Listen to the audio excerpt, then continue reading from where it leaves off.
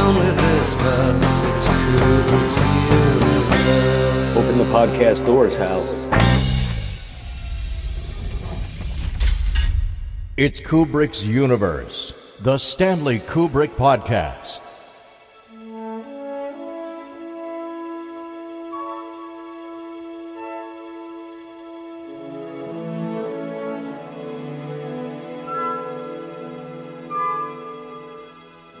Hey, welcome back to our ongoing presentation of 2001 Beyond 50. This event, once again, was organized by our friend, Professor Nathan Abrams, and was held at Bangor University on the 16th of June, 2018. In this, our part 3, we're going to air a Film Symposium, which was hosted by Nathan and features key academics speaking in conversation, including Professor Ian Hunter, Mr. Peter Kramer, and Professor Robert Kolker. Professor Ian Hunter is a professor of film studies at Leicester Media School, where he teaches film studies and adaptation, specifically cult film, film genres, and literature on screen, as well as, drumroll please, Stanley Kubrick. Now, Professor Hunter has written and edited many books, most recently, Cult Film as a Guide to Life, Fandom, Adaptation, and Identity. Peter Kramer is a senior fellow in the School of Art, Media, and American Studies at the University of East Anglia, UK. He's been the author of 2 books published by BFI Film Classics, Dr. Strangelove, or How I Learned to Stop Worrying and Love the Bomb, and 2001 A Space Odyssey, as well as A Clockwork Orange, Controversies, published by Palgrave in 2011, and more recently, he was the co-editor of Stanley Kubrick New Perspectives from Black Dog Publishing in 2015. He's written numerous essays on the films and career of Stanley Kubrick.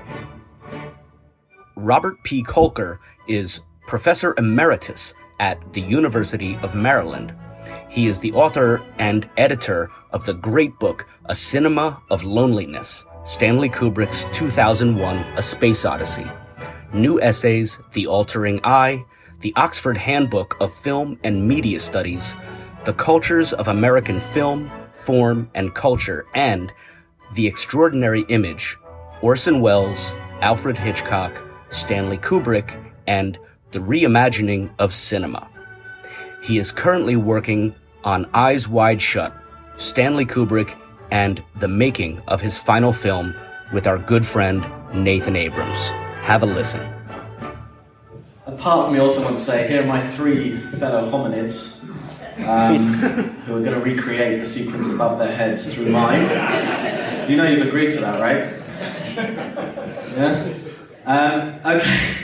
Ian, Peter, Robert, etc. I mean, let's start with an opener at you, an easy one. I mean, what is it about 2001 from a film perspective that this film has such a lasting import and impact? All 3 of you, from a film perspective. Yeah. Why are we discussing it today and not, what was it, Kate and Aston the Pit? I was, with all of the publicity about the 70mm original print being shown at Cannes, got me to think about the first time I saw the film, which is when it first came out. And I was living in London, and I went to see it at a Leicester Square Cinerama theater, and I was completely unimpressed. And I was unimpressed because it was too large. The screen was too big. I couldn't get to it. And it wasn't until I got back to the States and saw it again on a smaller screen, and then went pretty much every year to see it again, did the film's energy and precision and mysteries become so important to me personally and to my intellectual life and to my work in film, that this film became a kind of hallmark of what it means to use film as an intellectual medium, or perhaps more correctly, a means of using the intellect to get to the emotions, which is what Kubrick does so well. His films are so full of passion, but they're passion that reaches you head first. Yeah, my experience actually was in the late 70s as a teenager, watching within a few months of each other both 2001 and Clockwork Orange, and I decided maybe there is something in this film thing. Maybe I did not come from a background where this was encouraged in any way, shape, or form, but I had some friends. We went to the movies, and I thought maybe I could study this. Maybe I could make a career out of this eventually. It took a while, but that's what I did. And I must say that for me the passion was in Clockwork Orange, and not in the healthiest possible way, maybe. It made me worry a lot, and my first ever essay that I wrote on any film ever was in school. I had to write about the novel A Clockwork Orange. I couldn't write about the film. That would have been too daring. But I wrote about the novel, partly to come to terms with my own passionate response to the film, which I felt slightly dangerous. But 2001 for me was a watershed moment as well, because I actually had been a science fiction fan, but novels. I actually looked down on films, because films were not convincing. Films were about characters, not ideas. And with 2001: A Space Odyssey, the movie, I actually felt there was something else going on. I couldn't quite articulate what the ideas might be, but I knew there was something else going on which was more akin to what interested me in science fiction novels than what was going on in most science fiction films. And I must also say that, of course, having been a fan of novels, I read the novel several times. And I must say, for once in my life, the novel was disappointing, in the sense that what was interesting about the films were the ideas I had to come up with myself, rather than the ones that Clark came up with in the novel. So although I did, in a sense, find all the answers to all the questions in the film, in the novel, I don't think that was very interesting. So when I returned years later to the film, it was actually not trying to find those answers, but in a sense explaining the mysteriousness of the film itself. So that was my entry into not only 2001: A Space Odyssey, but into what, for me, later became film studies. I first saw the film in the early 70s, and my experience was very much like Pierce's. I saw it with my parents, and I came out raving, and they said, well, we like the stuff about the monkeys, and after that we just lost it. And since then, obviously, I've seen the film many, many times, and a lot of the work I've done on the film has been about how it developed as a cult movie, as one of those films that people do go back to and watch time and time again, and it becomes part of their life, and become very passionate about it, and they almost, in a sense, measure their own sort of development as not just as film fans, but as people, against their experience of that film over a very long sort of trajectory. And the best I can come up with is that it's one of those rare films that combines both a very intense sensory experience, you have to watch it and experience it, with a level of intellectuality you don't get in most movies, combined with the fact that it's a very, very open text, partly because it's about issues that have no answer anyway. And so you have to go back and watch the film time and time again. Not only to have the immersive experience, looking at the extraordinary sets and finding more details every time in the corners of the screen, but also to try and figure out what on earth it is about. And so it requires you to watch it time and time again, and then to go away and think about it and talk about it and read the book, and then go back and watch it again. And then it takes you on another journey, and this carries on through your life, and you find new questions to ask and to answer all the way through. I think another reason possibly for its great fascination is partly what we're looking at this morning, with that the film is like a Stargate itself, into lots of other fields. So it makes you think about religion, and it makes you think about science and anthropology and AI and so on. So there are many entries into the film and many ways in which you can go away and read up about Nietzsche, and read up about Richard Strauss, and read up about Johann Strauss. And it can take you into lots of different kind of worlds for you to explore, which are actually quite separate from the experience of the film itself. So I think it's that combination of it being an extraordinary kind of sensorium and being a great intellectual experience that has given it such longevity as a cult movie, and as something that becomes very much one of the key things you think about is when you think about the largest issues in the world.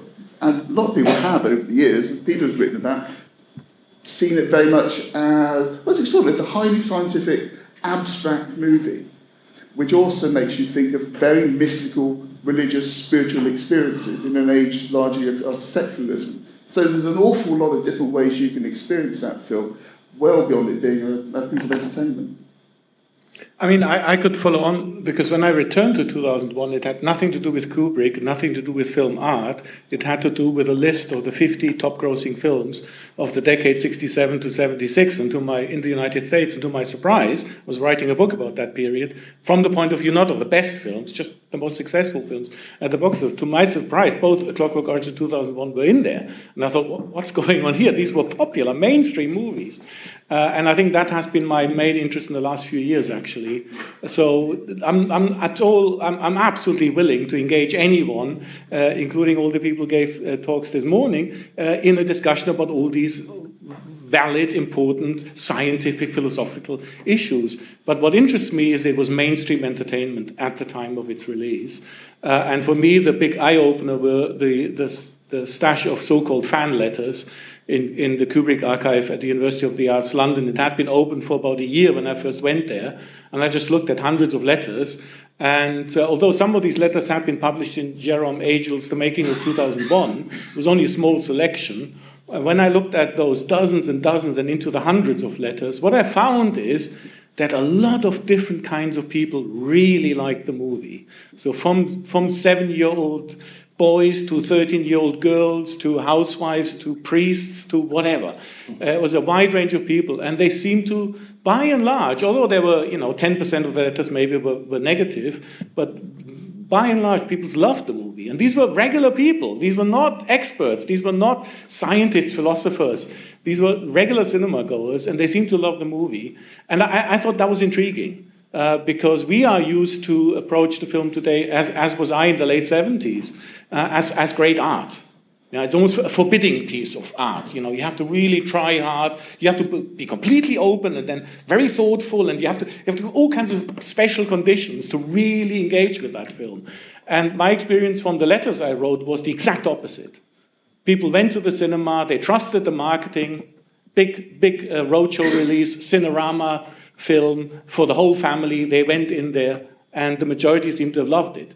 And then I was interested in why, so I can say a little bit more about that later. But that for me was actually the second entry point, apart from the personal, was that this was mainstream entertainment in 1968-69 for what seemed to be a cross-section of the American population.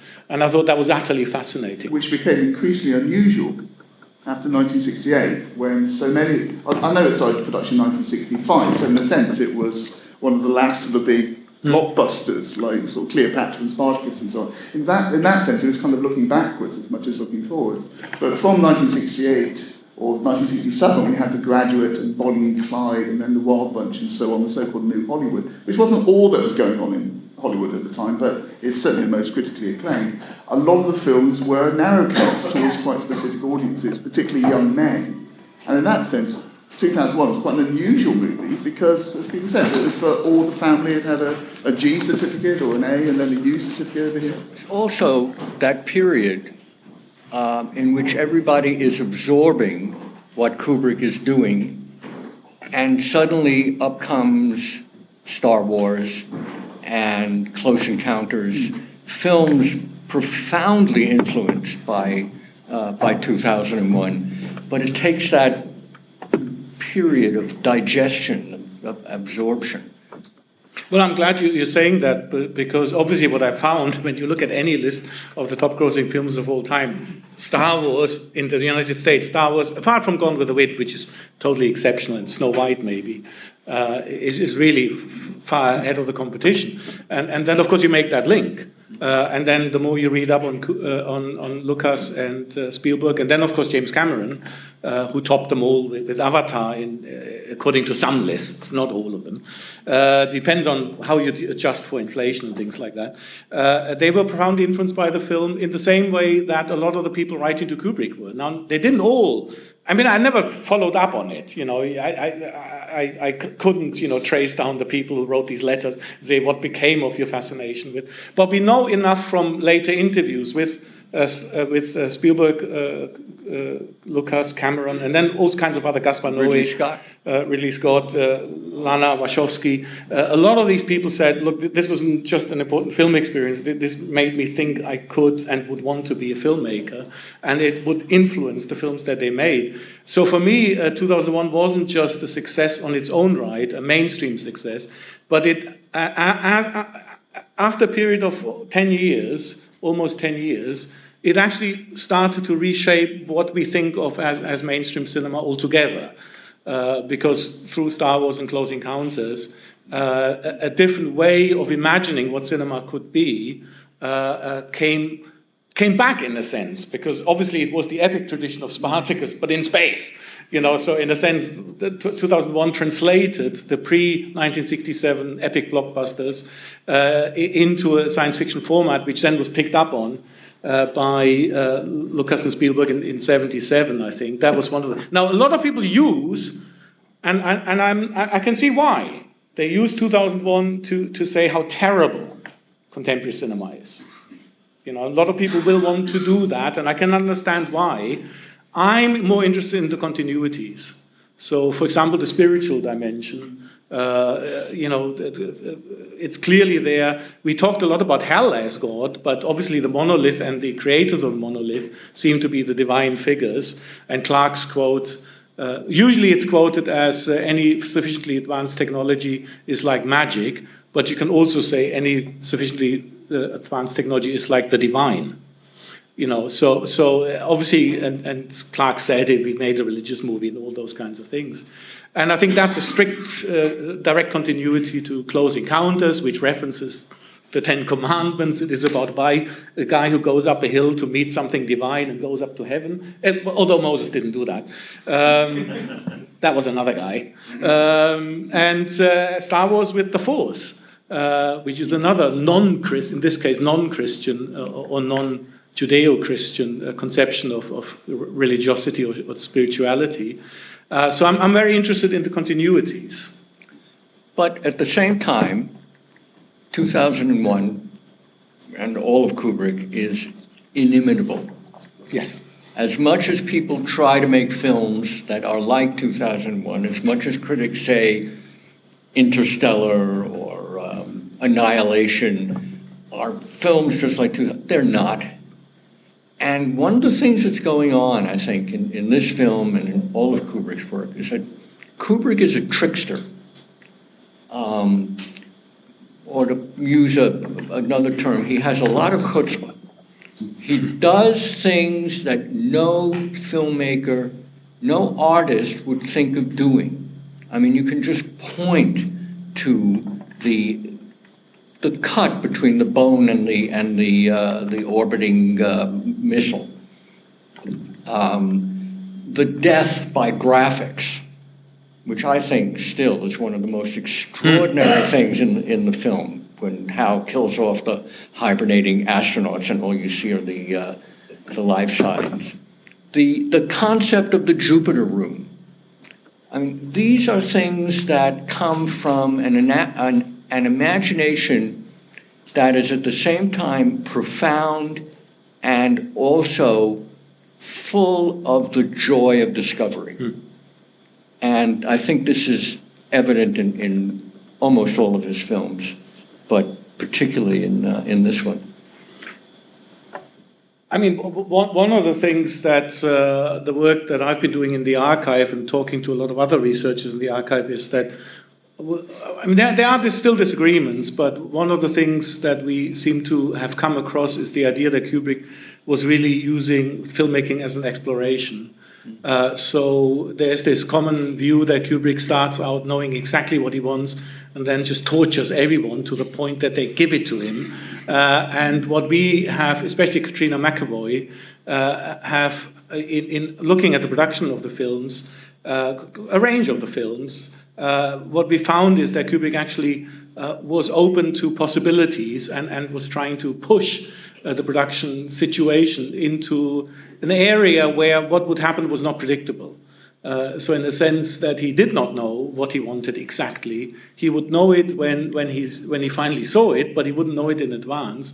So some of the decisions that I have been looking at it through the correspondence, not through interviewing people, and we might hear different perspectives later on when people actually talk about who worked with Kubrick and on the film. But from the correspondence, it's very clear that some extraordinarily radical decisions were arrived at in a really roundabout way.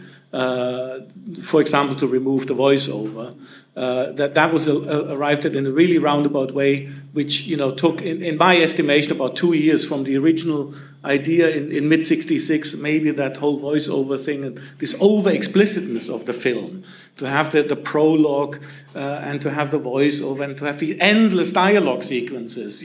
I love the dialogue sequences with Schizophrenic Hell, where one part of hell explains the other one.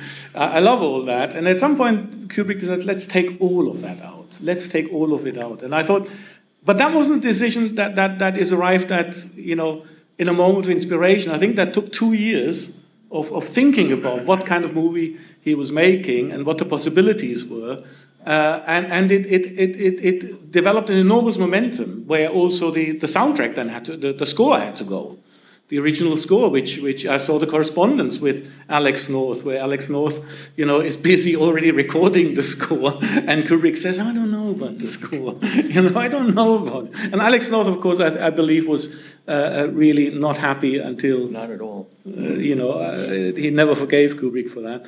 But I think it all accumulates. But these are not moments of inspiration. These are moments of the process of hard work, paying attention, and seeing possibilities that no one could have seen at the beginning of the process. It's also emphasised kind of a slight change in the view of Kubrick, not as any less of an auteur, but someone who wasn't trying to impose something on the film so much as was very closely involved in intense collaboration over a long period of time. And sort of I think Jan said to me once that one reason why you have so many takes is precisely that kind of exploration, because film stock is about the cheapest element of film production. So why not take after take until you get something which jumps out at you that's new? So there's much more of an emphasis now, not the writing on Kubrick, as collaboration and process, rather than the idea of him as this kind of magus stuck somewhere in England, desperately trying to make a perfect pre-formed film, which, like Hitchcock, he somehow already got in his head. Yeah. It's interesting, one of the things that Nathan and I have discovered in looking at Eyes Wide Shut is the element of patience, which is quite the opposite, I think, of the other myth of Kubrick as the slave driver, 60, 70 takes.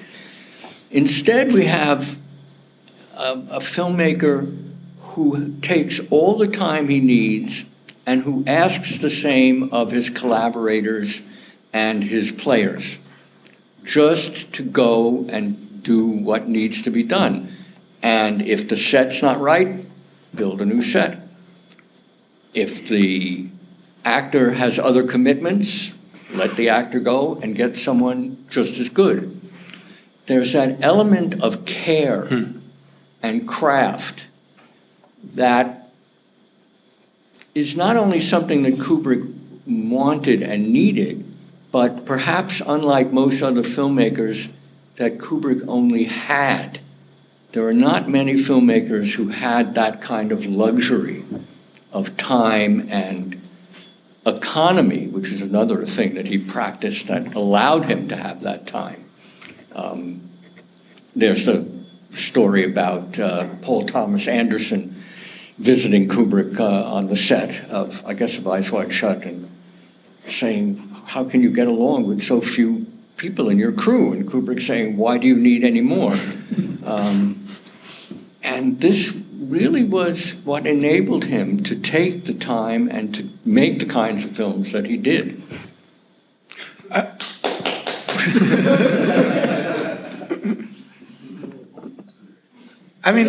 I'm also interested at the same time, which is actually closely connected, is to say that he seemed to be a financially very responsible filmmaker. And I think that allowed him. I still haven't quite read all the new books on 2001, but I read James Fenwick's PhD thesis on Kubrick as a producer. And the big question, of course, is why would MGM fund something like 2001 in the first place? And secondly, when Kubrick made all these radical decisions towards the end of the process, drop prologue, drop voiceover, drop most of the dialogue, replace the score with pre-recorded music, why didn't MGM interfere? Because it was a massive investment. It was $11 million at a time when the average movie cost about $1.7 million. So this was a studio that loved to interfere. Yeah, so what happened there? And it's still unclear to me, but I'm sure either the books that are already out and haven't read yet, or the books to be written by some of the people in this room will clarify this. But I think one of the things that must have worked in Kubrick's favor is that he was seen as fiscally responsible, that he wouldn't do things that were, indulgent or pointless or wasteful. That there would be even a commercial reason, not just an artistic reason, but a commercial reason behind it, and that he was trusted in that. And of course, from Spartacus onwards, he had he had 3 hits in a row, which in Hollywood is fairly rare. So I think he had the track record and he had this sense of fiscal responsibility. And I found actually a quote where O'Brien, is it Robert O'Brien? I can't remember now. The president of the MGM at the time said, he's that amazing thing. He's both a great artist and, he's characterized by economy, meaning he does what he does reasonably cheaply. So I think that's also quite important, that he got his place in the industry by a certain commercial instinct combined with a certain fiscal responsibility, and that gave him the freedom to do things that no one else would even think of. Can I tell you something about this? A very practical example. He changed the set on Eyes Wide Shut. It's quite clearly a big commitment financially, because he was very responsible. I spoke to Terry Semel at Warner Brothers and raised the budget, approved the budget accordingly, and then we continued. So it wasn't just a frivolous act. Yes. And Kubrick was very, as I understand it, Kubrick was very commercially minded. His films weren't peculiar art movies made for strange personal reasons. He very often made films with very much an eye on the moment, however long the film took to make, and for a commercial audience. So the moment might have passed, unfortunately. A Clockwork Orange is very much a kind of youth-orientated, violent, thoughtful science fiction film that absolutely really does fit into what was going on in the new Hollywood. The Shining was a horror film made at a time when the horror film was doing well, with one of Hollywood's biggest stars in it, and Eyes Wide Shut starred the biggest couple in the whole of show business. These were very commercial decisions in many ways to make those movies. For me, what became very interesting was, in particular, this odd thinking that 2001 really was conceived by MGM and to some extent by Kubrick and his team as a film for everyone. And I traced it a little bit, so there was a real effort, what with a reputation of science fiction or technology or science-based movies or being directed to men or being appealing to men. There was a real effort being made to go into women's magazines, to get columnists and journalists from women's magazines to write about the film, maybe in the context of what is the woman of the 21st century what's her world going to be like, but even more so the attempt to appeal to children. That was quite extraordinary, and one of the most touching documents that I found. You might think it's strategic. I think it's genuine. But he writes to the BBFC, which had given the film a rating, which meant that people might be reluctant to take their children to it. And the reason was, actually, from the correspondence, it's very clear that it was on a big screen. It was on a huge screen, initially on those big Cinerama screens, and it might scare children. That was the reason why they gave it an A rating. And Kubrick said, look, First of all, I have a list of organizations here which support the Parent-Teacher Organization, Association of the United States, and all kinds of other child-oriented organizations which approved of the film and said, look, we have used that film in school and whatever, or in relation to school teaching. So he said this, and he also said, and in any case, MGM has funded this film, and MGM is entitled to make its money back. So since this is a film suitable for children, I want it to get the U rating. In order to, not only because it is actually for children, and it's good for children, and we've shown that with the documentation from the States, but also I want MGM to be able to make its money back. So I thought that was quite touching. And then, of course, they changed it to U. And why? Because the roadshow release in the Cinerama theaters had come to an end, largely, and it was now on general release on a smaller screen, which they felt children could deal with. As there's a pause, I think this is a good time to throw open to questions. So we'll come around. I saw Rod's finger go up first in the front.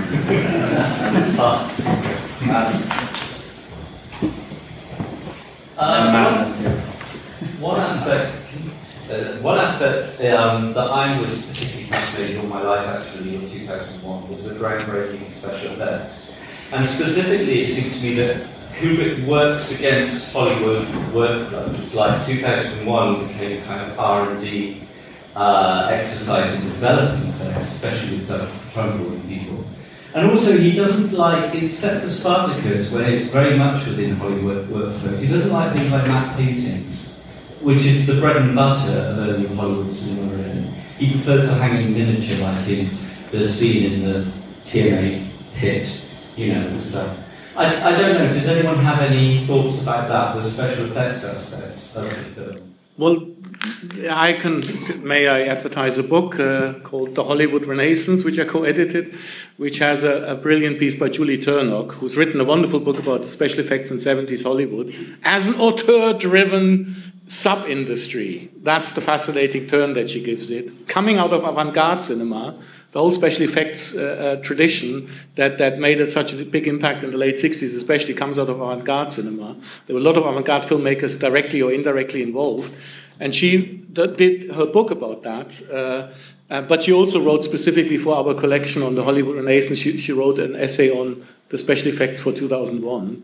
And my memory and my knowledge of special effects is so bad, I cannot dare to repeat what she argued. But also it highlights that I think one of the tragic ironies of the career of Stanley Kubrick is that he got his only Oscar for the special effects for 2001. And I think even in some of the documentaries, I'm not sure whether it's even in Jan's or in some of the other documentaries, I think the special effects people didn't seem to be happy about that. I try to convince my students that there's a direct line from Voyage to the Moon, the Méliès film, to 2001. And then there's that lapse that we talked about, and we have Spielberg and Lucas, and then CGI and special effects change, and the handmade quality of 2001 is lost. And to my eyes, so much of CGI looks like so much other CGI. And that's not true, certainly, of this film. No, CGI dates much more quickly. Yeah. The other day I went back and looked at one of the Lord of the Rings films, which when I first saw it looked quite extraordinary, and now it looks a bit like a cutscene from a video game. Ooh, cruel. Well, it does. But whereas 2001 still has that absolute pristine quality, which doesn't seem to date at all. We go to Rob. I know you've got a hand up, and then Matt, and then anyone. I'm slightly worried that this is a blasphemous kind of question, but when I looked at 2001 recently, I feel like the Voyage to the Moon, the Voyage to Jupiter are timeless bits of film. And it reminds me of the Dawn of Man and then the voyage afterwards. To me, they feel that they haven't lasted or endured quite as well. And I was curious, is there any evidence that Kubrick approached this film in different sections, in different mindsets. Like now, The Dawn of Man he did under a different set of ideas than, say, The Voyage to Jupiter. I'm just curious about how it's such a segmented film in a way, isn't it? So, was there any evidence that he's operating differently in those different segments? Well, the theme of violence that's set in the Dawn of Man sequence is, sort of ripples through the whole rest of the film. So the violence that's done by one hominid to the other is the violence that Hal commits on the crew and the violence that Bowman commits on Hal. And so I think it's of a piece. And there's something about the beginning and the end, that link. And I'm quite conscious of saying something, because that remains one of the great enigmas of the film. What does the floating fetus at the end of the film have to do with the dawn of man? Is this the dawn of the post-human, which I'm more and more inclined to think. Can I just also say that in terms of the time frame, the Dawn of Man sequence, first of all, was shot by a second unit. The images, the big transparencies, were shot by a second unit, and the film. Gaffney. Yes. Gaffney did it. Yeah, and the actual work with the actors was the year after principal photography, the main principal had been ended. So the film was shot. Was it December? Hang on, oh God, 65 to 66 to July 66, and the Dawn of Man sequence with the work with the actors was in 67. 67, yeah. So obviously it was a different time, different and different circumstances with all this second unit work. And I guess the Stargate sequence also, there's a lot of second unit work in there, and that was also done very late, if I remember correctly. And the one intriguing bit is that in autumn 67. He also did all these attempts to shoot the aliens, and I think I'm grateful that they failed. All of these attempts to actually shoot the aliens, because they appear in a lot of the script drafts and treatments. They actually physically appear, humanoid aliens, and he did actually shoot a lot of test footage, and he wasn't happy with it. And I think the film is so much richer for it. Of course, Spielberg then has to show them at the end of Close Encounters. And that's fine, because that's Spielberg. And they became friends. It's all good. It's all good.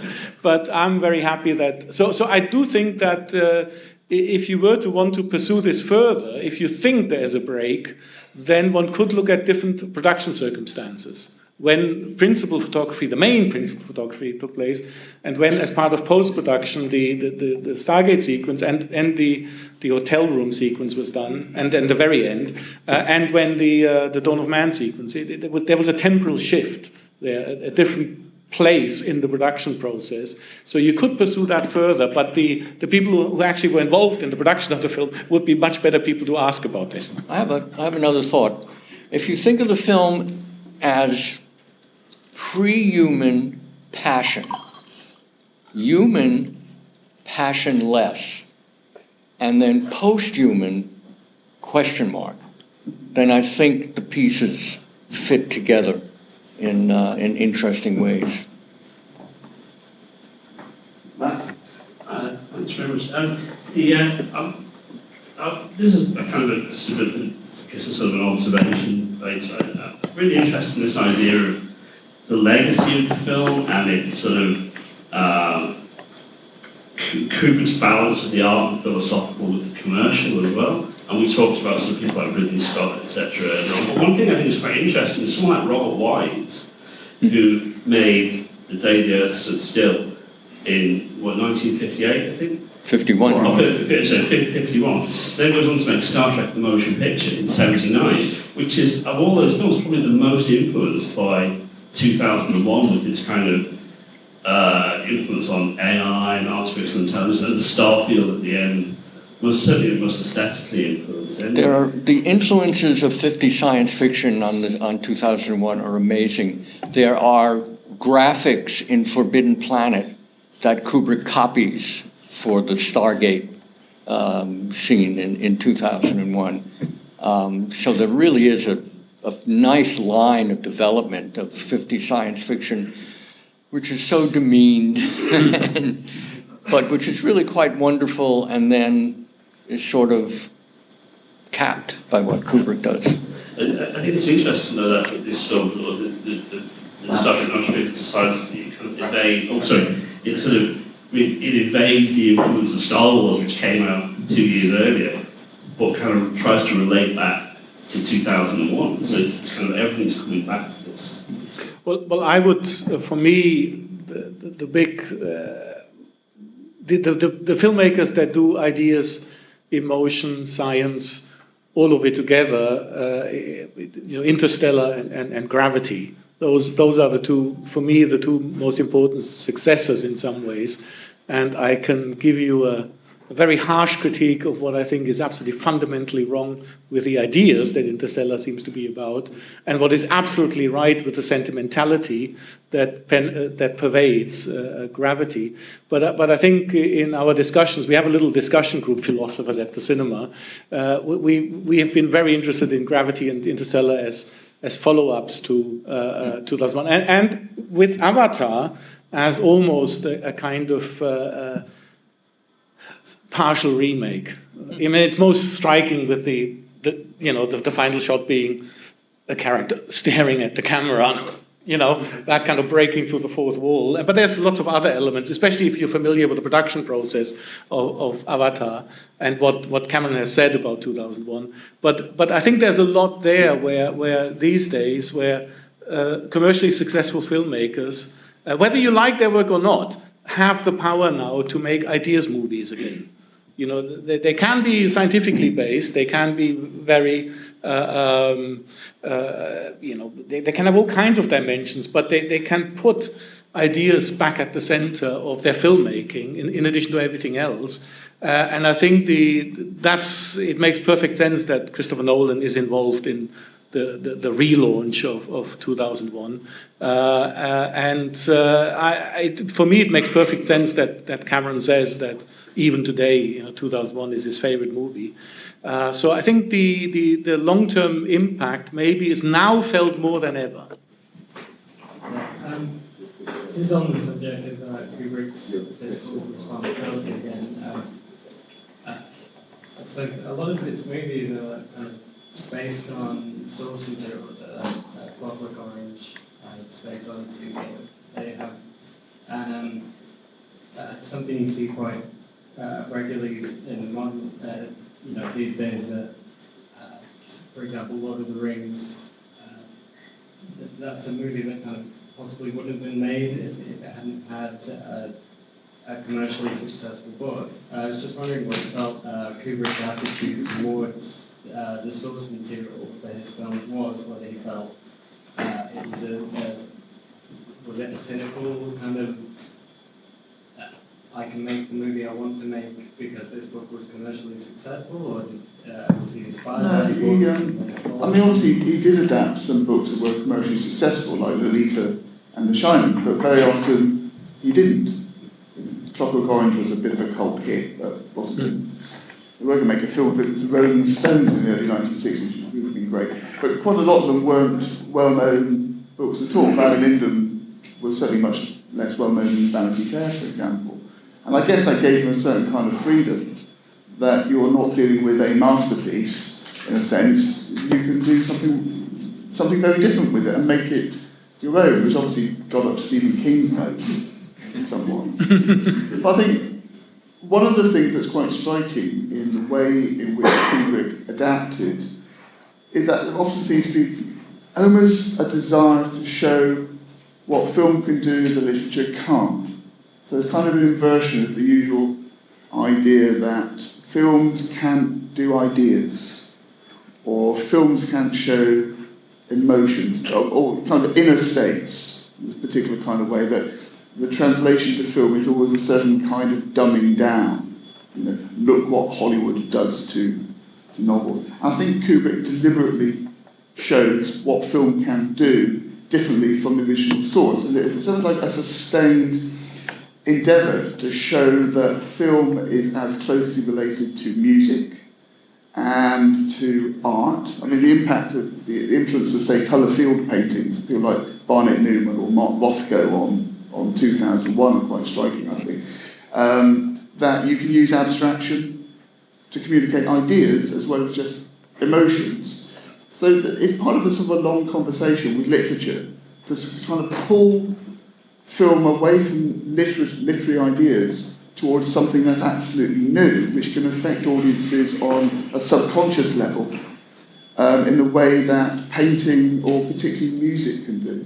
So it's almost like he chooses literature and adapts it in ways that really break it away from its literary origins to show the independence of film from literature. That tends to be the way I look at it. Somewhat ironically, of course, with one exception, I believe, he never worked with professional scriptwriters.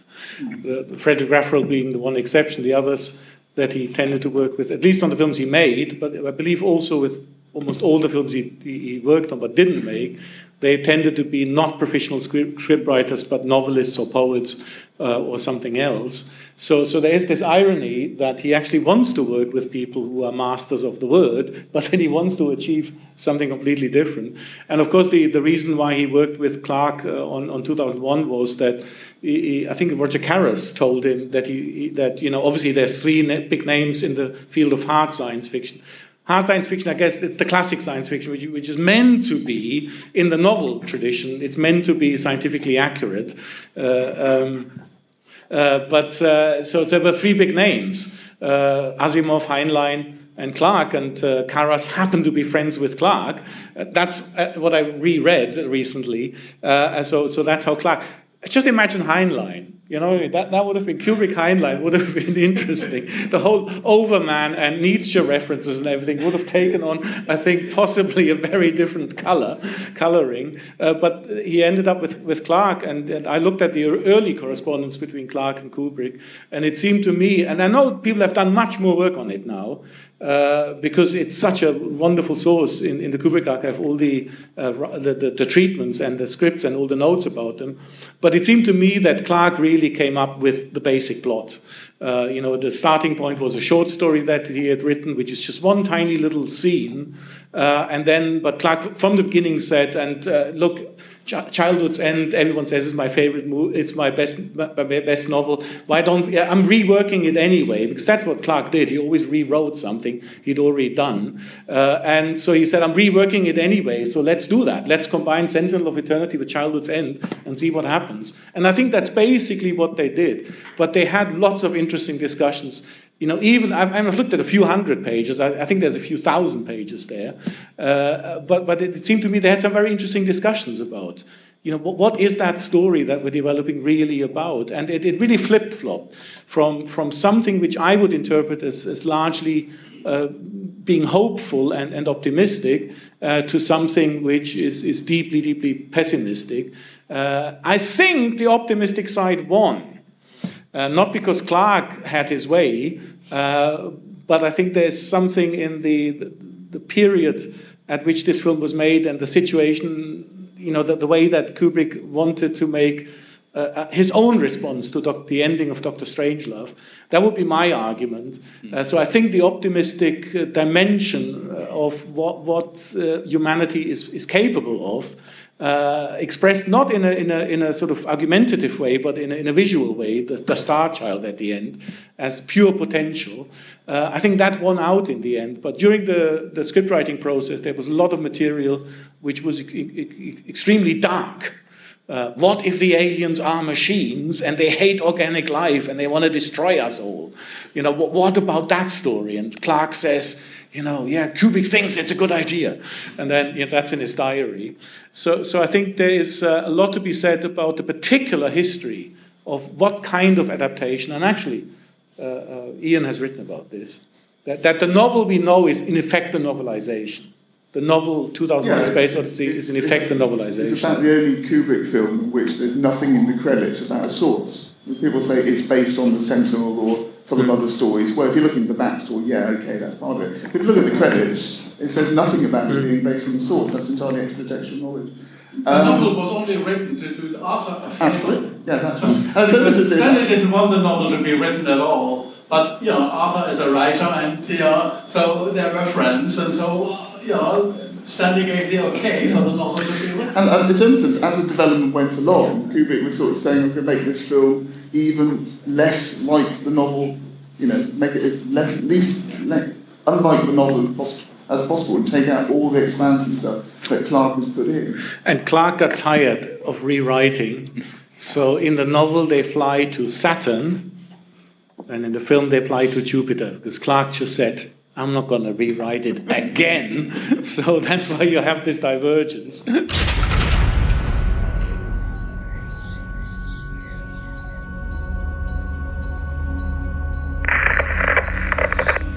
Okay, cool. Yeah. Hey, we're going to continue this special multi-part presentation of the 2001 Beyond 50 event in our next installment of Kubrick's Universe. Again, thanks to Nathan Abrams for allowing us to broadcast this one-of-a-kind event, and to all the speakers in this episode. As usual, big thanks to our show's producer and editor, Stephen Rigg, and from the team at SCAS, our awesome researchers, James Marinaccio and Mark Lentz. This is a pre-recorded briefing made prior to your departure, in which, for security reasons of the highest importance, has been known on board during the mission only by your HAL 9000 computer. Now that you are in Jupiter's space and the entire crew is revived, it can be told to you. 18 months ago, the first evidence of intelligent life off the Earth was discovered. It was buried 40 feet below the lunar surface, near the crater Tycho. Except for a single, very powerful radio emission aimed at Jupiter, the 4-million-year-old black monolith has remained completely inert.